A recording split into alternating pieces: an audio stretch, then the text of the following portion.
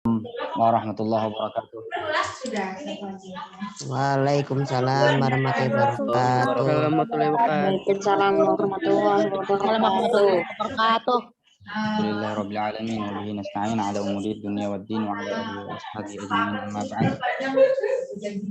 Puji syukur kehadirat Allah Subhanahu wa taala. Alhamdulillah pada hari ini kita dapat berkumpul di Zoom ini dalam rangka ta'lim mengenai risalah tangga pelajaran ibadah.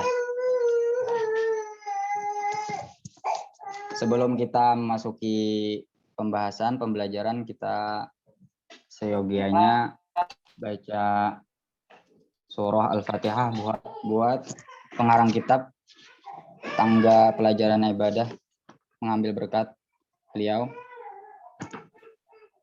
Ila hadratin Nabi Mustafa Muhammadin sallallahu alaihi wasallam. Al-Fatihah.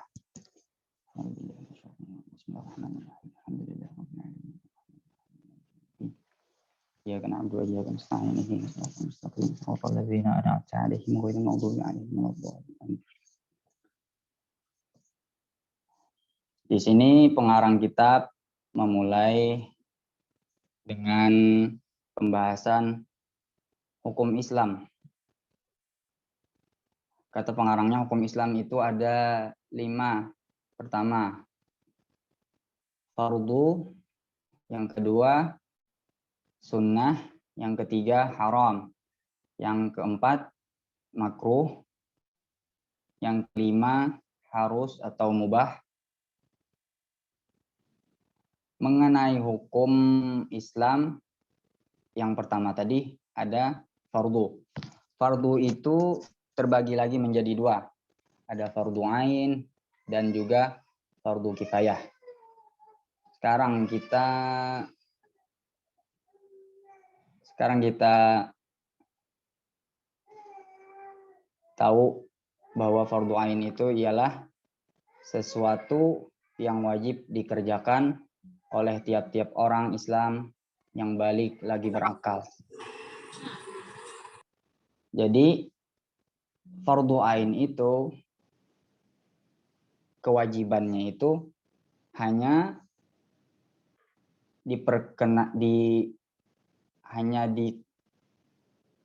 diwajibkan untuk individual, untuk satu orang aja. Jadi kada bersamaan. Ujar bahasa Banjarnya tuh kada bersamaan. Satu orang tuh wajib mengerjakan. Kada bersamaan, kada boleh minta gawiakan.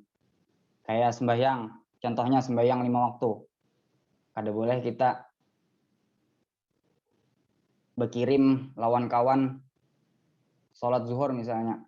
Ikam kawanlah, aku berkirim sholat zuhur. Nah, itu kada boleh. Itu ngarannya fardu ain. Fardu ain itu kewajibannya individual untuk per orang. Itu arti fardu ain. Yang kedua, ada fardu kifayah. Fardu kifayah ini sesuatu yang wajib dikerjakan oleh sekalian orang. Sekalian orang itu banyak orangnya. Sekalian orang Islam, balik maupun berakal. Yang balik itu artinya udah sampai masa pubertas. Kalau bahasa IPA ya, pubertas. Balik itu biasanya kalau laki-laki ditandai dengan mimpi basah biasanya. Kalau bahasa orang mimpi basah, mimpi basah ditandai keluarnya air mani gitu. Kalau perempuan balik itu tandanya ada keluar darah haid, itu perempuan. Kalau balik tuh wajib, udah segala macam yang diwajibkan oleh Allah itu wajib dikerjakan. Ya. Jadi fardu kifayah itu tadi wajib dikerjakan oleh sekalian orang Islam yang balik lagi berakal. Dan apabila ada salah seorang atau sekumpulan mengerjakannya, maka yang lainnya berdosa. Jadi fardu kifayah itu satu orang mengerjakan, yang lain udah gugur. Tidak wajib lagi untuk mengerjakan suatu kewajiban itu. Misal, membalas salam. Itu kalau orangnya berkumpul, itu cukup satu orang, udah cukup yang wajibnya. Udah harus semua orang menjawab. Udah satu orang, udah cukup. Jadi itu fardu kifayah. Seperti sholat jenazah misalnya, itu fardu kifayah. Tetapi fardu kifayah ini kalau tidak melaksanakan sekumpulan orang tadi atau satu kampung atau satu kota misalnya tidak menyembahyakan, tidak mensolatkan jenazah, maka satu kampung, satu kota itu berdosa semua. Jadi harus satu orang yang mengerjakan baru gugur kefarduan kifayah tadi, yang diwajibkan tadi. Yang kedua, hukum Islam tadi ada sunnah. Definisi sunnah itu katanya apabila dikerjakan mendapat pahala dan ditinggalkan tiada berdosa. Jadi apabila satu pekerjaan dikerjakan itu akan mendapat pahala. Dan apabila kita tinggalkan itu tidak berdosa. Contohnya kita ini kata pengarangnya mendaras Al-Quran atau membaca Al-Quran. Di sini ada juga sembahyang tarawih dan lain-lainnya. Jadi membaca Al-Quran itu sunnah hukumnya. Apabila kita mengerjakan, kita membaca Al-Quran, kita mendapatkan pahala. Dan apabila kita kadang membaca Al-Quran, itu kadang berdosa kita. Lain dengan fardu tadi, kalau kita mengerjakan kita dapat pahala, kalau ditinggalkan dapat dosa. Sunnah itu tidak berdosa. Kemudian haram.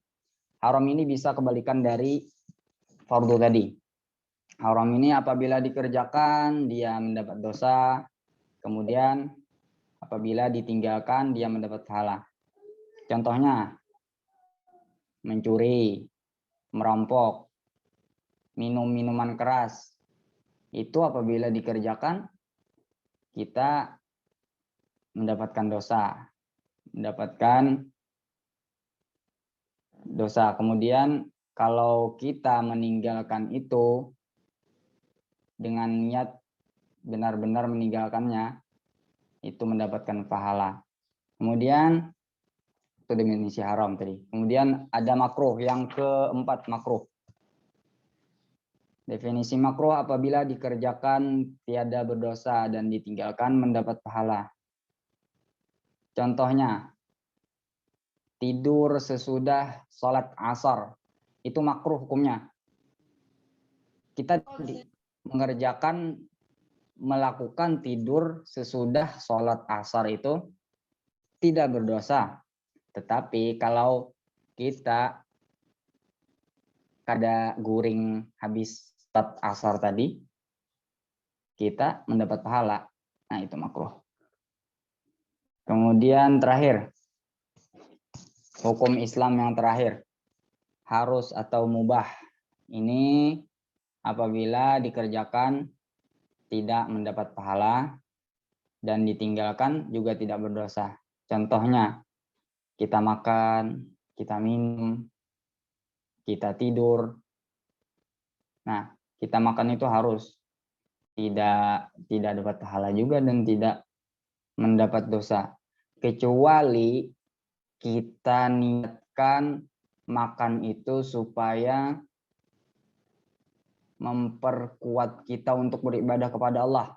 Nah, itu beda lagi niatnya. Kalau kita ada niat mengerjakan tadi untuk memperkuat kita beribadah, nah itu ada diganjakan pahala. Mungkin sampai di situ dulu. Kata Ustazah Munirah, ada tambahan sedikit mengenai bulan Muharram. Keutamaan bulan Muharram. Apa sih keutamaan bulan Muharram? Keutamaan bulan Muharram itu sesudah keutamaan bulan Ramadan, termasuk dari bulan-bulannya Allah. Ada 4 bulan yang Allah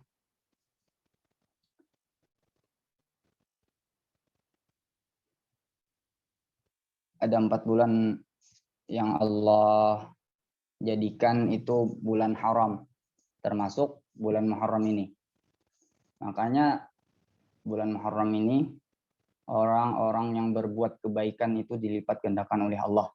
Sebaliknya, orang-orang yang perilakunya tidak baik, perilakunya tidak beradab lah. Nah, itu dilipat gandakan juga oleh Allah. Nah, itu keutamaan bulan Muharram. Jadi bulan Muharram itu dilipat gandakan segala macam kebaikan dan dilipat gandakan juga segala keburukan. Nah, itu keutamaan bulan Muharram.